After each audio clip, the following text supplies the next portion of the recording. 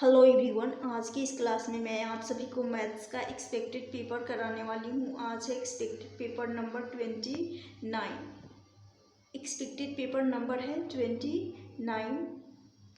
ये class railway group D exam के लिए इम्पोर्टेंट है। चलिए स्टार्ट करती हूँ आज की इस क्लास को। पहला क्वेश्चन है, क्वेश्चन दे रखा है यदि किसी भिन्न के अंश में 20% की वृद्धि और उसके हर में 5% की कमी कर दी जाए तो नई भिन्न का मान 5/2 हो जाता है। तो मूल भिन्न निकालना है। तो भिन्न का अंश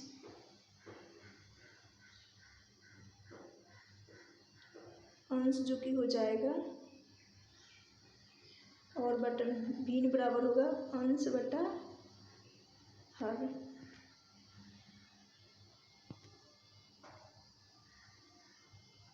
अंश बटा जो कि हर हो जाएगा। अंश को मानेंगे x, हर को मानेंगे y। इसमें 20% की वृद्धि यानी x प्लस 20% की वृद्धि 100 + 20 कर लेंगे। 100 में 20 की वृद्धि हो जाएगी तो 120। उसके बाद हर में 5% की कमी तो y प्लस यहाँ पर हर में 5% का कमी। इसमें यहाँ पर मल्टीप्लिकेशन का साइन रहेगा, प्लस का नहीं रहेगा। तो ये हो जाएगा x × 120 और y × 5% की कमी 100 - 5 कर लेंगे। यहाँ से आ जाएगा 95। 95 आ गया। इसको बराबर कर लेंगे 5/2 के। 5/2 के बराबर कर लेंगे। इसे काटेंगे तो ये 5 से 24 बार में 120 चला जाएगा और 19 बार में 95 चला जाएगा 5 कॉमन नंबर से।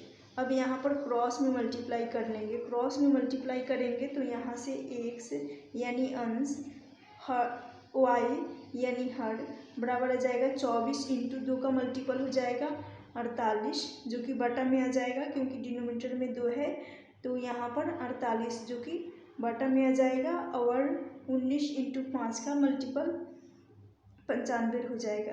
तो x का मान आ गया 95 और y का मान आ गया 48। ऑप्शन सी इस क्वेश्चन का राइट आंसर हो जाएगा। यही पूछा गया है मूल भिन्न।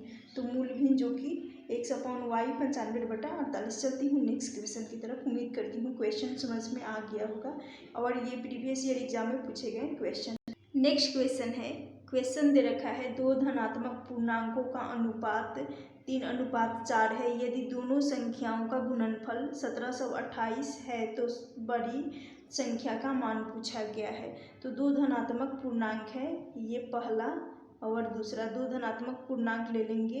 एक है 3:4। तो यहाँ 3x मान लेंगे अनुपात 4x। इसको बराबर कर लेंगे जो कि ये इनका गुणनफल लेना है यानी इन अनुपातों का गुणनफल बराबर है 1728 के। तो इनके अनुपात का गुणनफल करेंगे। पहला है 3x × 4x, दूसरा है इसको आप बराबर कर लेंगे 1728 के। 1728 के बराबर कर लेंगे। यहाँ से इन दोनों का मल्टीपल आ जाएगा 12x², वो भी स्क्वायर रहेगा। उसके बाद 1788। 12 से 1788 को काटेंगे तो ये चला जाएगा x² का मान यहाँ से आ जाएगा 12×12।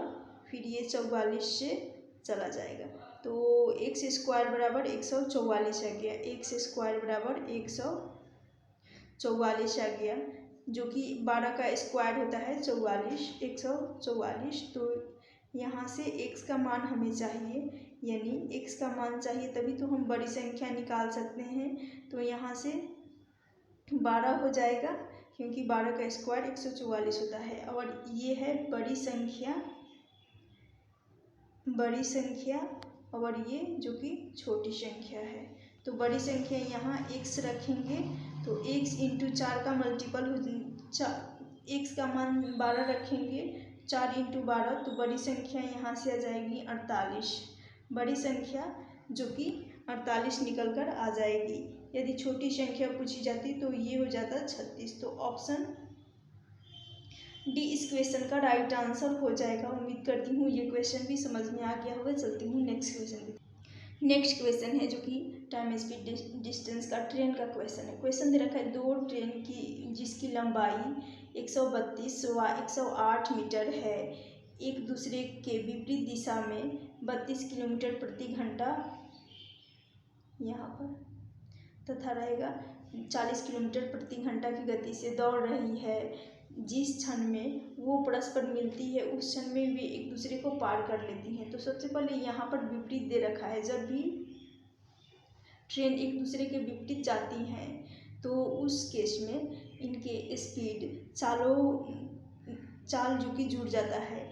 यदि एक ही दिशा में यदि दोनों ट्रेन एक ही दिशा में जाती तो यहाँ पर इनके स्पीड को माइनस किया जाता, चालों का अंतर निकाला जाता।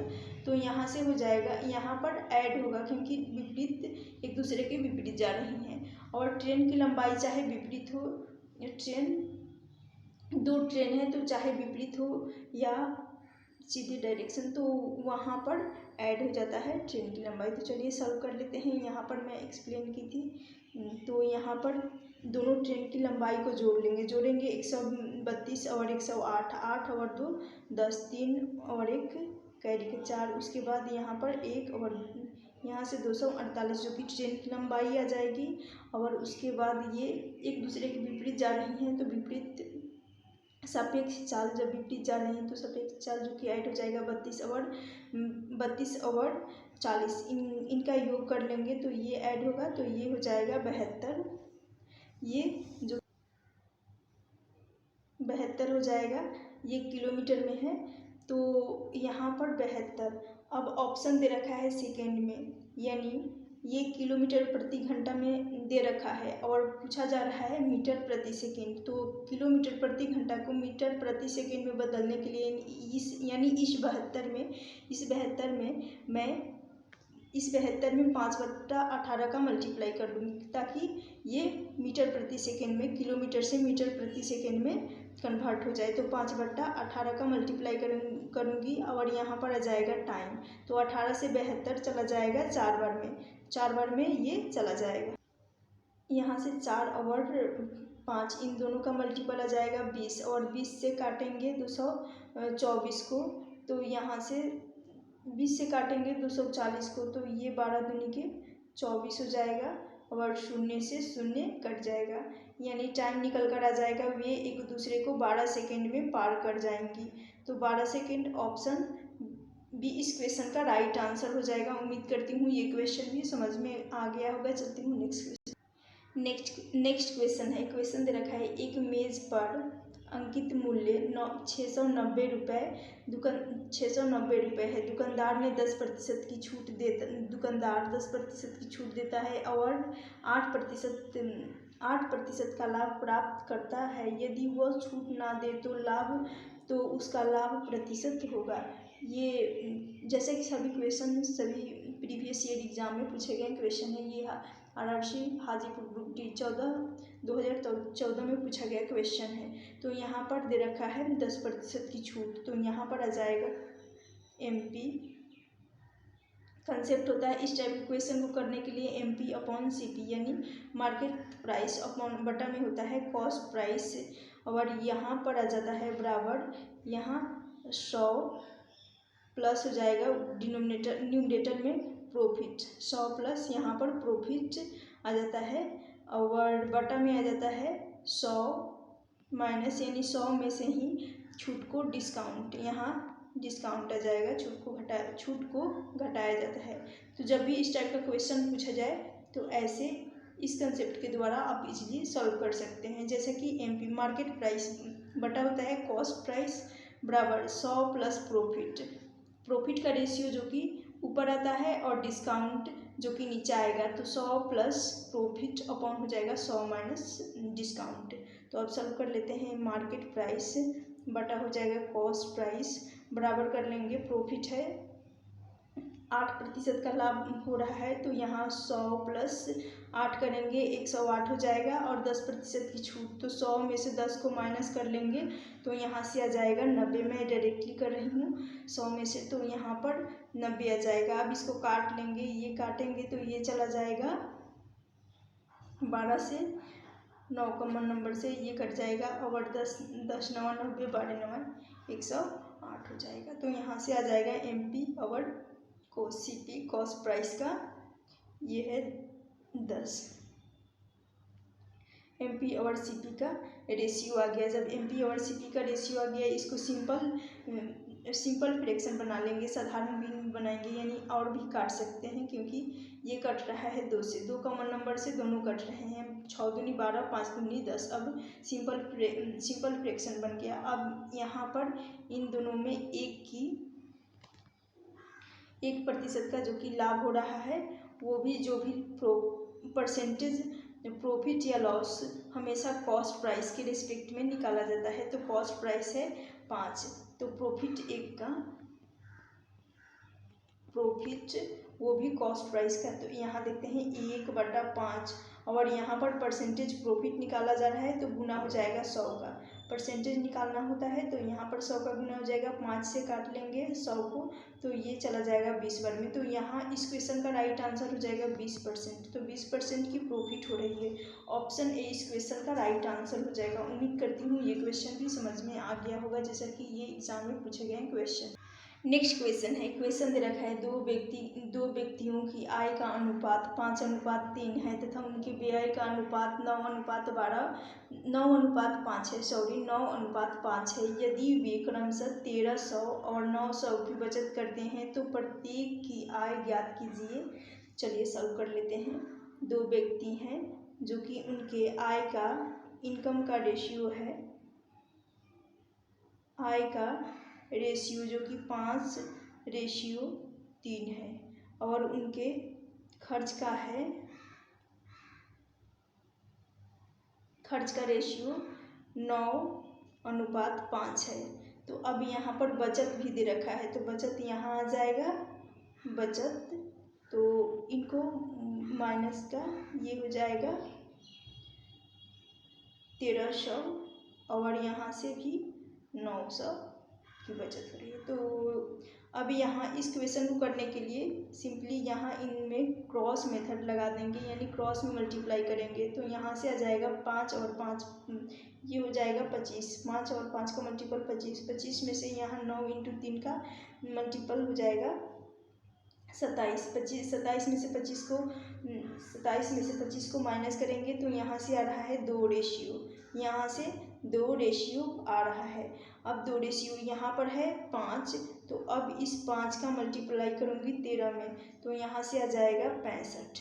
यहाँ से आ जाएगा 6500, 2 जीरो है तो 6500 हो जाएगा। अब यहाँ पर 900 है, और इस 900 में इस 9 रेशियो का मल्टीप्लाई कर लेंगे, यानी खर्च के रेशियो से बचत का रेशियो का मल्टीप्लाई करना होगा। खर्च के रेशियो से बचत का रेशियो, पहले खर्च और आय का क्रॉस में मल्टीप्लाई करना था, खर्च के रेशियो और आय का रेशियो में मल्टीप्लाई करना था क्रॉस में। अब यहाँ पर खर्च का रेशियो और बचत का रेशियो में करना है। तो यहाँ पर एक तो आ गया 6500, और 9 का मल्टीपल हो जाएगा 81 आएगा, लेकिन यहाँ पर डबल जीरो है तो ये हो जाएगा 8100 हो जाएगा 8100, और उसमें से 6500 को माइनस करेंगे, तो माइनस करेंगे यहाँ से आ जाएगा 11 में से 5 जाएगा, यहाँ से आ जाएगा 6, यहाँ पर बचा 7 में से 6 जाएगा 1, यानी 1600 आ गया। 1600, 2 रेशियो का मान यदि 1600 आ गया तो 2 से 1600 को काटेंगे तो ये चला जाएगा 8 दूनी 16, यानी एक रेशियो का मान आ गया 800। एक रेशियो का मान जो कि 800 आ गया, एक रेशियो जो कि आ गया है 800 रुपये, एक रेशियो 800 के बराबर आ गया। तो निकालने को कहा गया है प्रत्येक की आय ज्ञात करें। तो ये पहला व्यक्ति है 5, तो यहाँ पर आय का इनकम का है, पहला व्यक्ति का पहला और दूसरा इनकम है 5 इंटू 800 कर लेंगे और दूसरे का 3 इंटू 800 कर लेंगे। तो यहाँ से आ जाएगा 8 पचे 40 और डबल ज़ीरो है तो डबल ज़ीरो लगा देंगे। उसके बाद ये हो जाएगा 8 तिरिके 24 और फिर यहाँ पर भी डबल ज़ीरो, तो इनके दोनों का हो जाएगा 4000 और 2400। तो ऑप्शन ए इस क्वेश्चन का राइट आंसर हो जाएगा। उम्मीद करती हूँ ये क्वेश्चन भी अच्छे से क्लियर हो गया होगा। प्रत्येक की आय ज्ञात करनी थी तो 4000 और 2400 आ जाएगा दोनों का। चलती हूँ नेक्स्ट क्वेश्चन की तरफ। सिर्फ कुछ नहीं करना था, इनके एक रेशियो का मान आ गया है 800 का मल्टीप्लाई करना था आय के रेशियो में, इनकम के रेशियो में। चलती हूँ नेक्स्ट क्वेश्चन। नेक्स्ट क्वेश्चन है, क्वेश्चन दे रखा है कंपाउंड इंटरेस्ट का। यहाँ पर सिंपल एंड कंपाउंड इंटरेस्ट से रिलेटेड ये क्वेश्चन है। क्वेश्चन दे रखा है, एक आदमी ने एक साइकिल 3000 रुपये में खरीदी और 12% ब्याज के रूप ब्याज देने के लिए सहमत हुआ। उसने मूलधन और ब्याज 12 समान किस्तों में लौटाया तो प्रत्येक किस्त की राशि पूछी गई है। तो यहाँ पर इस क्वेश्चन को सॉल्व कर लेंगे। यहाँ 3000 रुपये है, 3000 प्लस हो जाएगा यहाँ पर 3000 का 12% निकाल लेंगे, 12 बटा हो जाएगा 100, तो 12 बटा यहाँ 100 रहेगा, 12 बटा हो जाएगा 100। इसको सॉल्व कर लेंगे, सॉल्व करेंगे तो ये हो जाएगा, यहाँ से आ रहा है 3360 रुपये, 3360 रुपये। अब यहाँ पर कहा गया है उस मूलधन और ब्याज, यहाँ पर मूलधन और ब्याज दोनों का 12% निकालें। मूलधन और ब्याज दोनों का 12% निकालने पर यहाँ पर आ गया 3360। अब कहा गया है उसने मूलधन और ब्याज 12 समान किस्त में लौटाए तो प्रत्येक किस्त की राशि क्या है। तो ये 3360 को बराबर कर दूंगी 12 समान किस्तों के, बराबर कर दूंगी 12 समान किस्तों के। मैं लिख देती हूँ 12 समान किस्तों के, बराबर कर लूँगी 3360 को। हमें निकालना है प्रत्येक, यानी एक प्रत्येक किस्त का मान, तो एक बराबर हो जाएगा 3360 और इसमें भाग लगाना है 12 का, इसमें भाग लगाएंगे 12 का तो ये चला जाएगा 12 दूनी के 24, फिर ये चला जाएगा 8 बार में यानी 280। तो 280 रुपये इस क्वेश्चन का राइट आंसर हो जाएगा ऑप्शन बी। उम्मीद करती हूँ ये क्वेश्चन भी समझ में आ गया होगा गाइज। आज का ये सेशन यदि आप सभी को पसंद आए तो प्लीज़ लाइक ज़रूर करना। जो चैनल पे नए हैं तो चैनल को भी सब्सक्राइब कर लीजिएगा। Thank you for watching this session. और इस क्लास का PDF भी डिस्क्रिप्शन बॉक्स में टेलीग्राम लिंक मिल जाएगा, वहाँ से इस क्लास का PDF डाउनलोड कर सकते हैं। Thank you for watching this session.